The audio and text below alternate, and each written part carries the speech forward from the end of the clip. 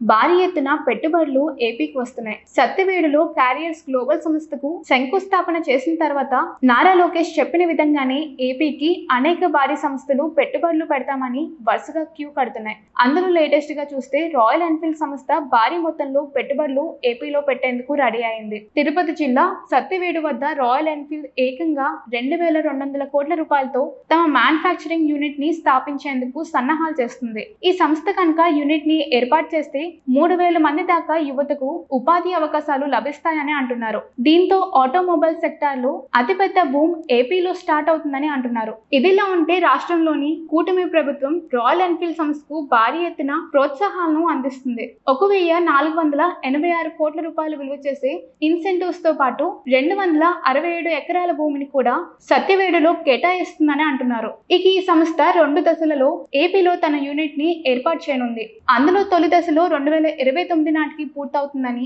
రెండవ దశ 2032 నాటికి పూర్తవుతుందని అంటున్నారు. దాంతో యువతకు ఉపాధి అవకాశాలు పుష్కలంగా వచ్చే ఛాన్స్ ఉందని అంటున్నారు. దీంతో ఏపీ ఆటోమొబైల్ ఫీల్డ్ లో నెంబర్ 1 గా రాణించేందుకు కీలకమైన అడుగులు పడుతున్నాయని అంటున్నారు.